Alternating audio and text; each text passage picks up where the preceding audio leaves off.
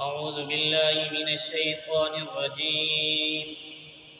بسم الله الرحمن الرحيم. ما ننسخ من آية أو ننسها نأت بخير منها أو مثلها. ألم تعلم أن الله على كل شيء قدير. ألم تعلم أن الله له ملك السماوات والأرض وما لكم من دون الله من ولي ولا نصير. صدق اللہ العظیم. سورۃ البقرہ آیت نمبر 107 سے 108 کا آج کا درس قرآن شروع ہو رہا ہے. ان دو آیتوں کے اندر بھی گزشتہ آیات میں جس طرح یہود کا بیان تھا کہ یہود کی حضور اکرم صلی اللہ علیہ وآلہ وسلم قرآن دین اسلام کے ساتھ جو عداوت اور دشمنی تھی، ان آیتوں کے اندر بھی اسی طریقے پر یہود کی ان خباثتوں کو، ان کی حرکات کو بیان کیا جا رہا ہے جو ان کی ہمیشہ سے عادت رہی ہے. جس طریقے پر اللہ تبارک و تعالیٰ کی ذات نے پہلے بیت المقدس کی طرف نماز پڑھنے کا کہا، پھر کچھ عرصے کے بعد دوبارہ جب تحویل قبلہ کا حکم آیا تو یہود نے اس پر بھی اعتراض اٹھائے اور جناب رسول اللہ صلی اللہ علیہ وآلہ وسلم کے اوپر طعن اور تشنیع اور آپ علیہ الصلوۃ والسلام کو تکلیف دینے کے لیے آوازیں کسنا شروع کر دی. ان دو آیتوں کے اندر ناسخ اور منسوخ کا حکم آیا ہوا ہے. ناسخ اور منسوخ کیا چیز ہے؟ نسخ کا معنی لغت کے اعتبار سے یہ ہے زائل کرنے کے اور لکھنے کے آتا ہے، یعنی منسوخ کرنا ہوتا ہے.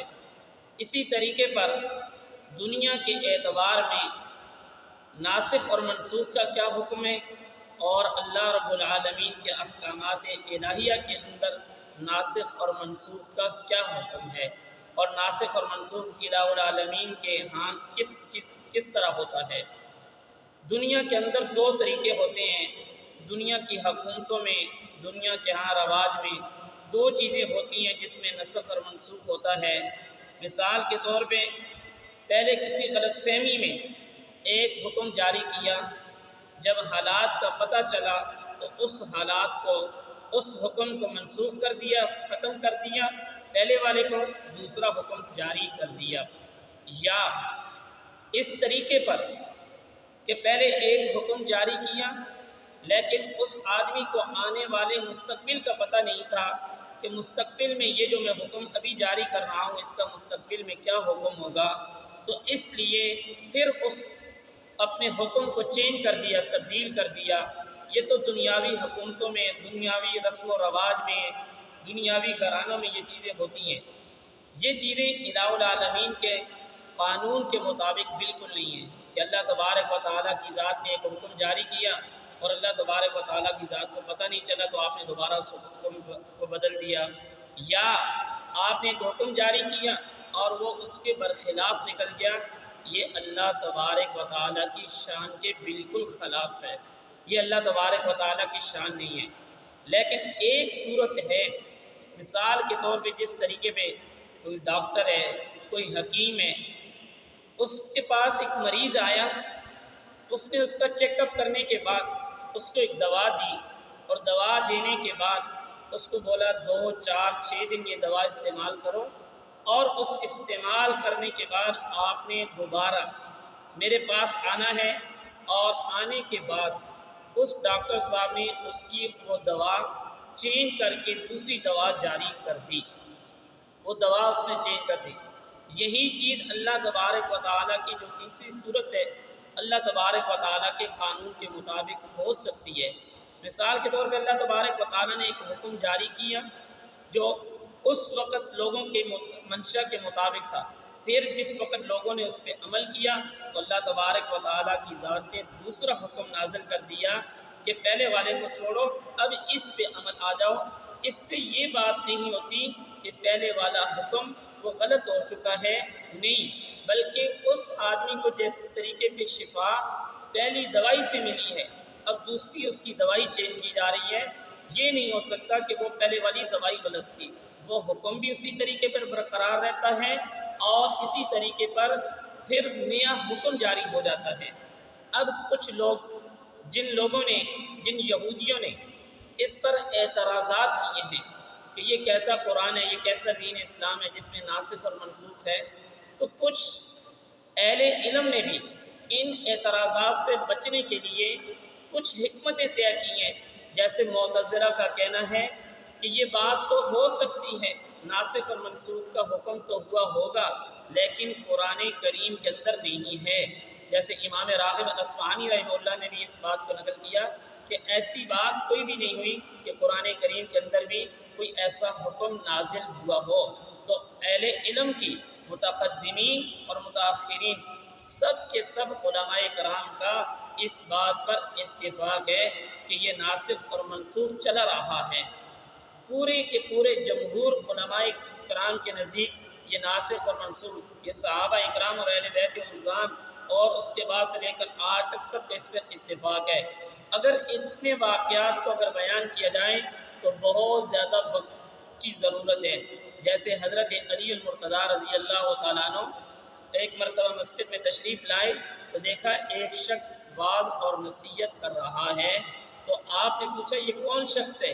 انہوں نے کہا، ان سے لوگوں نے کہا کہ یہ فلاں شخص ہے جو یہ وعظ اور نصیحت کر رہا ہے۔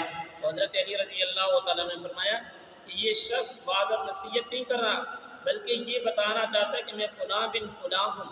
تو جس وقت وہ وعظ اور نصیحت کرنے کے بعد جب دوبارہ واپس حضرت علی رضی اللہ تعالیٰ نے اس کو اپنے پاس بلایا اور پوچھا کیا آپ ناسخ اور منسوخ کو پہچانتے ہو؟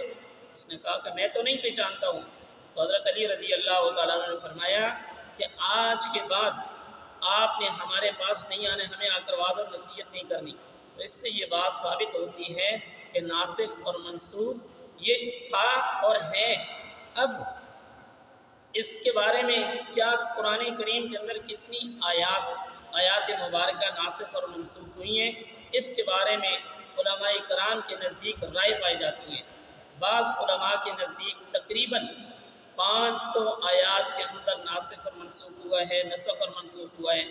بعض کے نزدیک 25 اور آخر میں امام شاہ ولی اللہ محدث دہلوی رحمہ اللہ نے اس کے بارے میں لکھا ہے کہ صرف 5 آیتوں کے اندر نسخ اور منسوخ ہوا ہے۔ تو آئندہ بھی کوئی شخص ایسا، اللہ پاک ایسے شخص کو پیدا کر دے گا کہ جن 5 آیتوں کے اندر امام شاہ ولی اللہ محدث دہلوی رحمہ اللہ نے یہ بات فرمائی ہے کہ 5 آیتوں میں ہوا ہے، کوئی ایسا شخص آئے گا جس کے اندر جو اتنی صلاحیتیں رکھے گا، جو ان کے اندر بھی تعویل کر کے یہ بات بتا دے گا کہ ان 5 آیتوں کے اندر بھی نسخ اور منسوخ نہیں ہوا ہے۔ ایک بات ذہن میں رکھ لیجئے، اگر مسئلہ نسخ کی تحقیق میں ایسا اختیار کرنا، ایسا رخ اختیار کیا جائے جس سے اسلام کو ہر آدمی آ کر یہ بات بولے کہ قرآن کریم کے اندر نسخ اور منسوخ ہوا ہے، فلاں آیت کی جگہ میں فلاں آیت آ گئی، فلاں کی جگہ میں فلاں آیت آ جائے گی، تو اس سے اسلام اور قرآن کریم کی جو حقانیت ہے، پھر تو جو بھی آئے گا وہ اعتراض کرنا شروع کر دے گا۔ اس سے قرآن کریم کی حقانیت وہ اس طریقے پر مضبوط نہیں رہے گی جس طریقے پر مضبوط ہے۔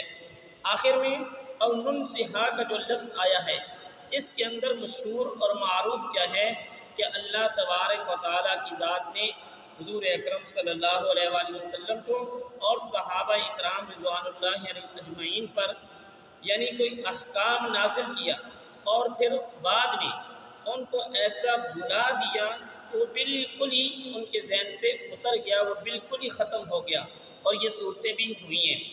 اب آئے ان آیتوں کا ترجمہ، ما ننسخ من آیت او ننسیہا نأتی بخیر منہا او مثلہا، جو منسوخ کرتے ہیں ہم کسی آیت کو یا ہم بلا دیتے ہیں بخیر منہا او مثلہا، تو اس کی جگہ میں ہم اس سے بھی بہتر کوئی آیت لے کر آ جاتے ہیں۔ الم تعلم ان اللہ علی کل شیء قدیر، تو کیا تم جانتے نہیں کہ بے شک اللہ تبارک و تعالیٰ کی ذات ہر چیز پر قادر ہے۔ الم تعلم ان اللہ لہ ملک السماوات والارض، کیا تم کو معلوم نہیں ہے کہ بے شک اللہ تبارک و تعالیٰ ہی کے لیے ہے آسمان اور زمین کی بادشاہی، آسمان اور زمین کی سلطنت، وما لکم من دون اللہ من ولی ولا نصیر، اور نہیں ہے تمہارے لیے اللہ تبارک و تعالیٰ کی ذات کے علاوہ کوئی بھی مددگار، یعنی جو اللہ تبارک و تعالیٰ کی ذات، جس کی بادشاہی، جس کی حکومت آسمان اور زمین پر موجود ہے، تو کیا تم اس اللہ تبارک و تعالیٰ کی ذات کے اوپر یہ اعتراض کر رہے ہو؟ تم اس کے کلام پہ، اس کے دین پہ یہ اعتراض کر رہے ہو کہ یہ کیسا دین ہے، یہ کیسا قرآن ہے جو پہلے ایک حکم کا کہتا ہے پھر دوسرے کا؟ تو کہا کہ اللہ تو آسمان اور زمین کا مالک، جو تم سب کا مالک ہے، وہ جو چاہے اس پہ کرنے کے لیے اس کو اختیار ہے، وہ قادر مطلق ہے۔ اللہ تبارک و تعالیٰ سے دعا ہے کہ اللہ تبارک و تعالیٰ ہمیں ان باتوں پر عمل کی توفیق عطا فرمائے۔ وآخر دعوانا الحمد للہ رب العالمین۔